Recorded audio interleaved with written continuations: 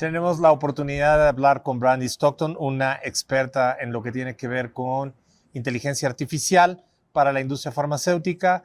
Y we are very glad to talk to you about AA.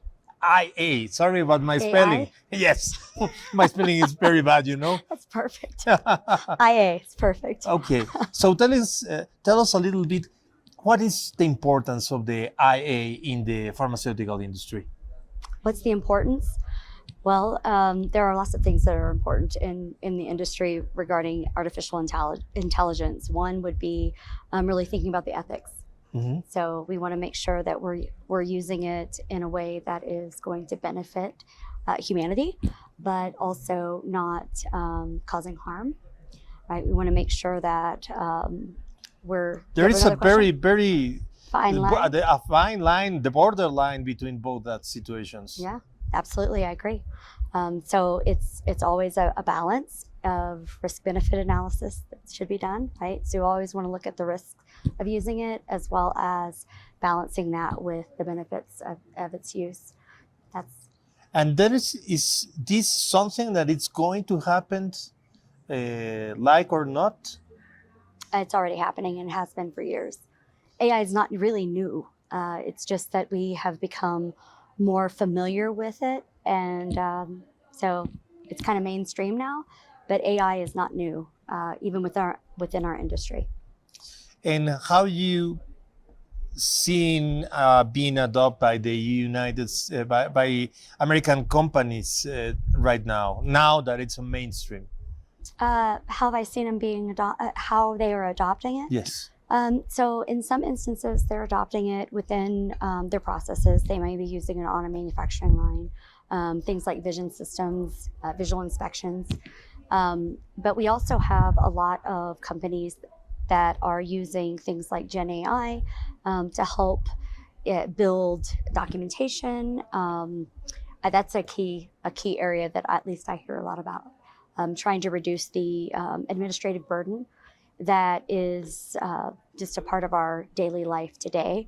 So if we continue to kind of master this, we may very well have the ability to use the humans to be human and focus on critical thinking and really connecting with one another as opposed to being machines, which is pretty much what we've been doing, pushing papers, sending emails, behaving as machines ourselves. That's a very complex situations because critical thinking normally has to be learned and have to be educated. And some of the tasks that we normally do create that education. And without that task, without to do the calculations that now it can be done by artificial intelligence, probably our mind is not precisely as sharp as it should be.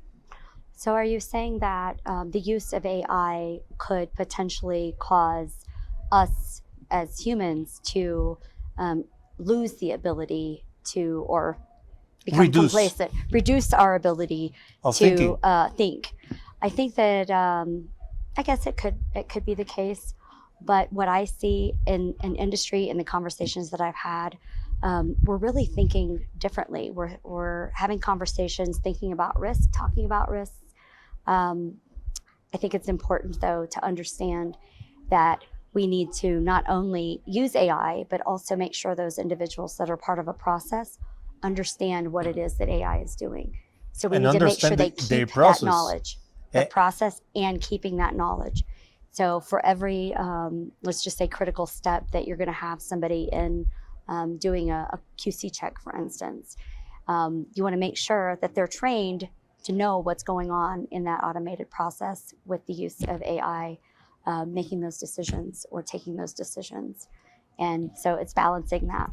You still have to understand what's going on in the process. You cannot just set it and forget it. I believe that is the main importance of this.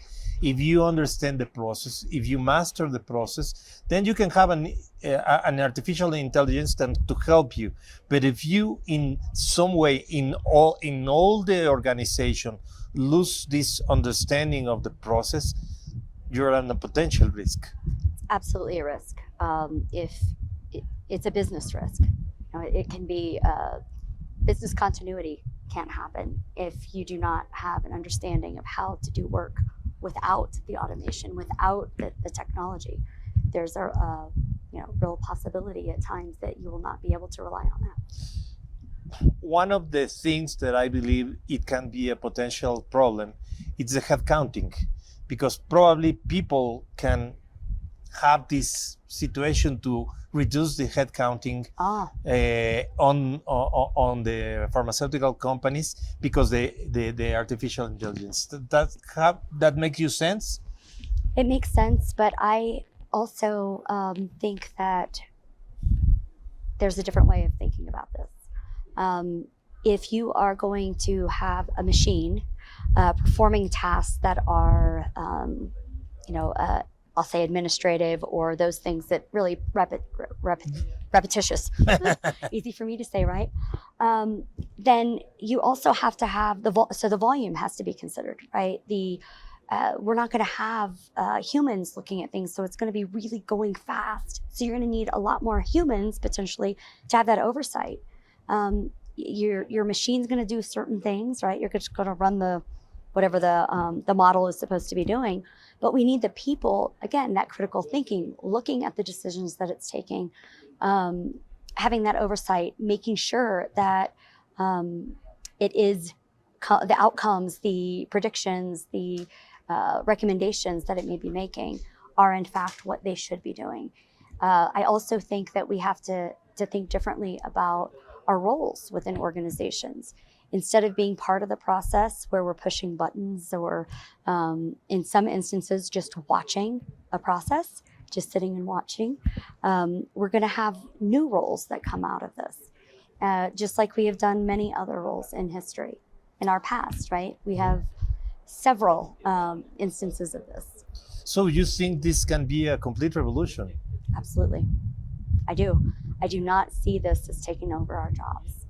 I do not. I see this as giving us an opportunity to really become what it is that we can become, which is brilliant minds that are able to think and solve very complex problems. And with the use of things like AI technologies, will allow us to have more time to do that. Can this help us to rethink in a way of we are designing pharmaceutical products? By the time that we have this situation that we have 10,000 molecules that goes to 5 or probably less opportunities, with it can be easier, faster, More efficient. more efficient. Could be. Yes, I do believe so. I mean, even if you think about what we've seen already with COVID, we got a vaccine pulled together in record time. Yes. And that was through the use of AI. So if you think about how long it may have taken us if we didn't have that technology. So again, We will take years. years. So for many of us, we're here because they were able to do that. We have to say that if we don't have the technology that we have right now, the COVID will not be worldwide spread in one day. Possibly, yes. Because it take, Overnight. Yes, and in the this European illness in the middle age, it takes 6 years to move from Middle East to Europe, Right. and now it takes Overnight. Yeah. So again, technology, it makes us get to go places faster. It brings illness faster. We transport it with us, so it makes sense. Let me ask you something that I think it's very interesting. Probably the key of this situation is the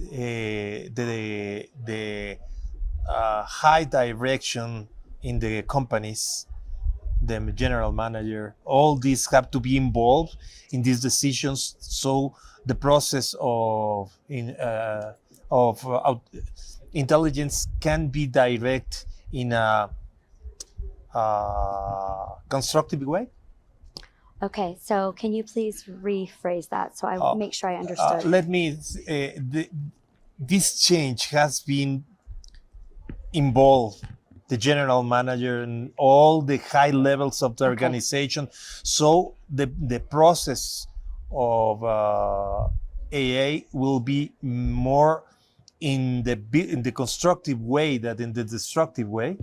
Okay. So I believe what you're asking me is, do I feel that because of the need of having all of the senior leadership as well as Yes. maybe mid-level management involved, will it be more accepted? Crucial. It's absolutely crucial. With AI, at least the projects I've seen, successful projects at least that I've seen, it does require more and more engagement from all levels of the organization as well as different areas of the organization.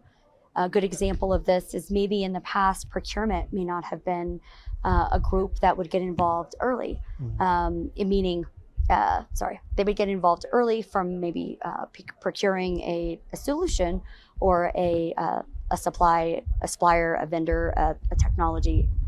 But now there's a whole new thinking that has to happen. You have to think about the data that you have. You have representativeness. You don't want to go out and buy a tool, go out to, let's say, get, I don't want to say the name, but use a tool, get a foundation model, already bring it in-house, but you don't even have the data. So you need to be able to have a conversation with procurement that maybe you didn't have before in an organization. The quality organization is always an important aspect of being a part of projects, as well as the legal department. And ethics. Legal and ethics, exactly. So there is some differences. So I think it's going to be really helpful for us to have this type of technology because it's breaking down silos. Companies today, or maybe yesterday, that were able to stay in their own little pockets and operate in their own little worlds, they're having to break out. They're having to talk to each other. We're understanding risks differently, and we need to have that critical thinking occurring. And in order to do that, you have to have different lens. You need to understand risks differently. And to end this conversation that I appreciate so much, I just want to ask you how this ISP helped this process. Because, by the way, you are a thinking tank. Yes. A very skilled thinking tank. So the process of getting AI implemented within our industry? Yes. So I see ISPE doing many things to bring AI to our industry. One of which is writing guidance. They've been doing it for years. The GAMP community of practice just so happens to be the one that I'm involved with. And we have been writing guidance for, I don't know, maybe 25 years. And so we really got to work 5 years ago. Someone that co-leads a special interest group with me. And we got started with very little. And we got to work. We started writing guidance, helping those around us to understand what we understood and continue to engage more and more people, different experts from all over the world throughout the last 5 years. Within the last couple of years, really since 2022, we've put out numerous articles, guidance documents, and we're currently working on the first of its kind AI guide for our industry. So that's one thing. And then also ISPs just started in, I think it's called ISPE AI. And so we have an AI COP, so that community of practice that will be really focused on this from multiple perspectives outside of the GAMP perspective, which is really about the computerized systems validation aspect. So. Well, thank you for your time. I think it's a very interesting situation to have a guidance in this and to have a guidance that feeds from all this tremendous experience that you already have. Thank you so much. You're welcome, dear. Appreciate your time. Oh, we appreciate your time also. Of course.